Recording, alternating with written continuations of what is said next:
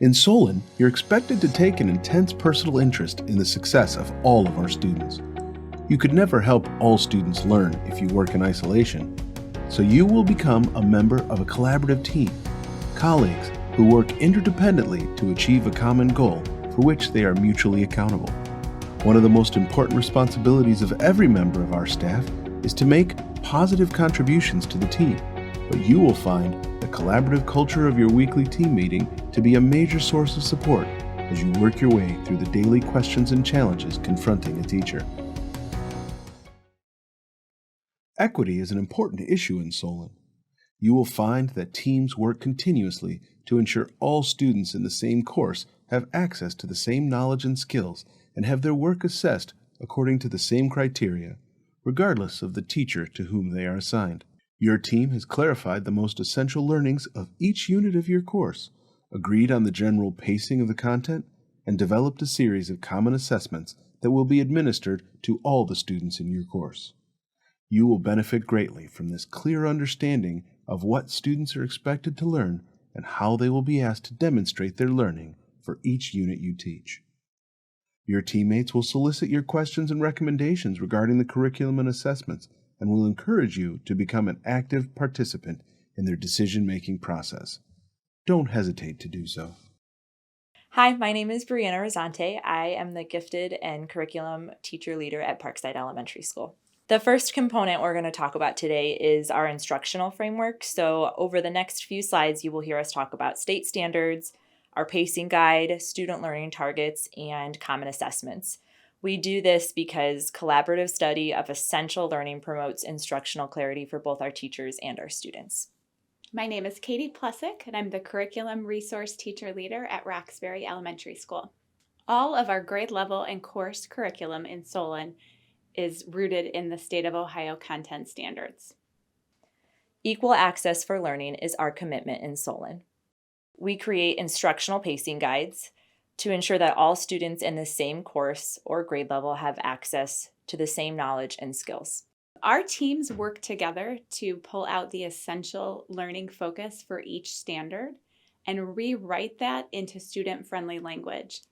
You'll see that in I can statements, which are our learning targets. I'm learning this because, which really helps our students understand the why. And I will know I've learned this when, which is our success criteria. And these learning targets and success criteria really help give our students and our teachers clarity and focus around their learning. Each team has developed a series of common assessments that take place along the way, and these assessments allow us to monitor progress and growth of all of our students and also allows us to adjust as needed during the instruction. That way we're meeting the needs of all of our students every day. You and your teammates will analyze the results from every common assessment, not only to identify students who are having difficulty, but also to identify the strengths and weaknesses of each member's instruction. On every common assessment, you will be given prompt feedback regarding the success of your students in achieving the team's agreed-upon standard of proficiency compared to all other students who took the assessment.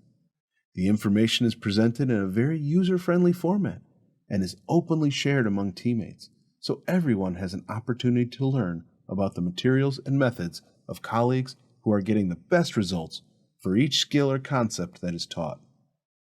Your team will have a designated leader, but you will discover that leadership in this district is a function of expertise rather than position.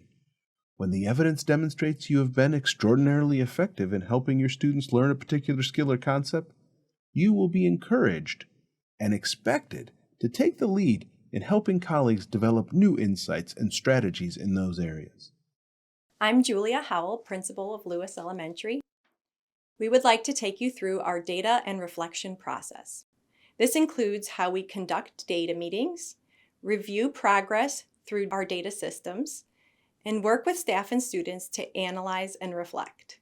I'm Ashley Mivsek, and I am a Curriculum and Gifted Resource Teacher Leader at Lewis Elementary. Data meetings provide a collaborative setting where our team can come together to discuss results from common assessments. The team is comprised of teachers, curriculum specialists, school counselors, pyramid coordinators, school psychologists, and principals. We use these meetings as an opportunity to inform our instruction. The team collaboratively plans corrective instructional strategies to support students who need additional practice, and also reviews extension activities to support students who may need enrichment. Through honest conversations, the team is able to capitalize on the strengths of colleagues and assure that students have access to the most effective strategies. The team keeps notes from the discussion so that teachers can reference the plan in real time when they return to their classrooms. The team also collaborates to review patterns of strengths and weaknesses for individual students. Our goal is not for all students to just pass, but to meet their own individual growth targets. Hello, my name is Brian Sines. I am the Curriculum Technology Resource Teacher at Solon High School. Here at Solon, we use a custom-built system to analyze data. This system gives our teachers many reports that they can view for the Common Assessment. The first report that the teachers use is a whole group report. This encourages our teachers to interpret the data and the results in a very collaborative manner. My name is Whitney Ames, and I'm the Curriculum Resource Teacher at Solon Middle School. Now, once the team discusses the class as a whole, we then move on to looking at students' individual performances. There are several ways to individualize our focus, including performance based on the student's previous Ohio State test score in that subject area, performance based on whether the student is identified for special education services, and performance based on whether the student is identified as gifted in that subject area. This will provide the team the ability to look for trends in student performance and determine if the student is learning and achieving over time. Hello, my name is Lauren Shore, and I'm the lead literacy teacher at Orchard Middle School. And today I'm going to talk about the student reflective process. You just heard how teachers reflect, analyze, and revise instruction based on Common Assessment data. The other facet of Common Assessment reflection is student-centered reflection. Before an assessment even occurs, students are taught, they practice, and they discuss with both peers and their teachers assessment strategies they can employ to demonstrate their learning. Student goal setting is an essential component in this continuous reflective process. Students create and commit to goals and then develop action plans to support their achievement. Students identify learning targets that are fully understood and those that present more of a challenge. Teachers then focus on student strengths and provide feedback when necessary. Students participate in low-risk learning experiences so they can practice their developing knowledge. After a common assessment, students reflect on learning targets where they demonstrated understanding and identify those targets that they can continue to work on and improve in the future. Students continually reflect upon their success throughout the year so they can develop a sense of responsibility for their own growth as learners. During the reflective process, we also focus on the social emotional well-being of our students. We do that to help them develop self-confidence and a belief in their own academic skills. Students continuously celebrate the accomplishments and grow a belief that they can succeed in all areas of our district's curriculum. Our commitment to equity also includes what happens when some students do not learn. This is not left to chance or to the discretion of individual teachers. We have created a systemic intervention pyramid process to monitor student learning on a timely basis and to ensure students receive additional time and support for learning in a consistent and directive way as soon as they experience difficulty. In order for that system to work, you must report student progress accurately and often and be as precise as possible regarding the skill or concept the student is struggling to master. Remember, there is a structure in place to support your efforts to help all students learn, and you must make certain your students have access to that structure. Hi, I'm Paul Carlson, Pyramid Coordinator at Roxbury Elementary School. We want to provide an overview for how we support all students. We will highlight our promise, purpose, and plan for providing this systematic intervention. I'm Tricia Petrie, Pyramid Coordinator at Parkside Elementary School. Our promise is that every student can and will succeed. This commitment to every student and their family involves ensuring that each learner is making progress and demonstrating his or her ability to achieve. We call this every student, every day. However, sometimes students don't show anticipated growth. Our responsibility is to find out what's keeping the student from demonstrating his or her knowledge and understanding in order to apply learned skills. We also recognize that there are a lot of good and effective strategies to implement. Yet our task is to pick the one next best instructional decision that will propel the student's learning forward. We start by investigating what the student can do. Together, a coach and teacher will sit down and investigate student work to determine strengths to build off of. Taking time to dig down to the root cause and not just to treat a symptom, we create a goal with a specific target in mind to determine what we're going to do differently. After a set time frame, we commit to checking back and monitoring student growth towards the goal. We adjust the plan as needed. We ask ourselves, what can the student do now that they couldn't do 4 weeks ago? Sometimes, even with a focused goal and carefully planned intervention, progress can slip or stall. In these instances, we cast a wider net, involve additional staff members, parents, and oftentimes the student right at the problem-solving table.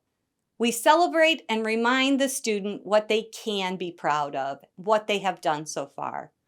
We ask, what makes school hard? And finally, what else do you need from us? We stay focused on solutions, not problems, and continuously collaborate with all stakeholders, including the students themselves, to help unlock their learning. One of the most powerful forms of professional development we experience is the ongoing, job-embedded learning that takes place among teammates as they work together to meet the needs of all of their students. We learn collectively. We stay focused on issues that have the most powerful impact on teaching and learning, and we move quickly to apply our new skills and insights. We value learning by doing. It should be evident to you how serious we are about hiring people who fit our culture. We have invested considerable effort to bring you to our district. We expect you to be successful, and we are prepared to offer you extensive support to promote that success. You must prove your strong commitment to the learning of all students, become a positive contributing member to your team, and demonstrate a willingness to continue your own professional learning. I'm Dan Cece. I'm the school counselor and pyramid coordinator at Lewis Elementary. As a district, we are continually developing our knowledge and skills around best teaching practices and deepening our understanding of the content and curriculum. But this alone is not enough to ensure that learning will happen. We owe it to our students to teach them the skills for lifelong learning and improve their overall well-being. We have spent considerable time studying the principles of growth mindset, the R factor, mindfulness, and executive skills, and their role in ensuring that all students will learn. When we began studying and discussing the concepts of growth mindset from Dr. Carol Dweck's research, our staff quickly saw the value of sharing these concepts with students and families. Growth mindset is the belief that your intelligence is not fixed, that it can be developed. This means that you can learn and improve over time with practice and feedback. For staff, we focused on the central idea that if something doesn't happen in you, it can't happen through you. We needed to learn about and confront our mindsets and beliefs about ourselves. Essentially, we needed to know that we can improve before we taught it to our students. We teach students about growth and fixed mindsets and how making mistakes, receiving and acting on feedback, and how embracing challenges will grow connections in their brains. We work to make growth mindset visible and accessible to all children and families. It is used in our daily interactions with students to praise the learning process and communicate the value of hard work, perseverance, and grit. We stress the importance of believing in the power of yet, and ultimately work to instill the belief in all of our children that they can learn and improve. I'm Wendy Dingman, school counselor at Solon Middle School. Have you tried using that sage advice to count to 10 when feeling frustrated or angry? What do you do with that pause? In Solon schools, we recognize that we all benefit from pressing pause, using that time to get our minds right, to think about what we really want as an outcome, and stepping up to respond with positive choices. The R factor is a simple yet powerful framework that helps us all become more intentional with how we think, act, and make decisions. We teach everyone in our learning community how to focus on solutions instead of admiring the problems. For example, it's easy to complain when faced with a challenge, but we know that complaining is a default reaction that does not solve problems. Using E plus R equals O, we remind ourselves that we cannot always control the events, but we can pause to consider the outcome and choose a response to help us get to that desired outcome. It sounds easy, right? But it takes teaching, modeling, and practicing to remember to press pause when feeling frustrated. The R factor supports everyone in our learning community to manage emotions, make better decisions, work effectively together, and achieve better outcomes personally and collectively for increased wellness and learning. Along with growth mindset and mindfulness, the R factor helps us all to remember to view every challenge as an opportunity as we all continue to learn and grow as individuals and as a solution-focused professional learning community. My name is Melissa Fitzgerald, and I teach health and physical education at Solon High School. We covered the importance of the R factor and press pause. But in order to get our minds right, we need effective stress management skills to calm the brain. Mindfulness is a strategy we utilize so staff and students not only survive challenging situations, but thrive in them. What is mindfulness?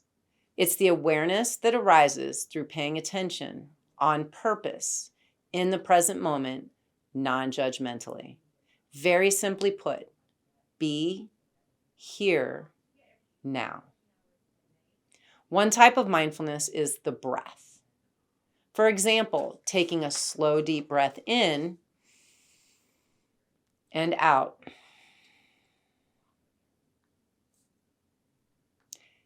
Focuses the mind on here and now.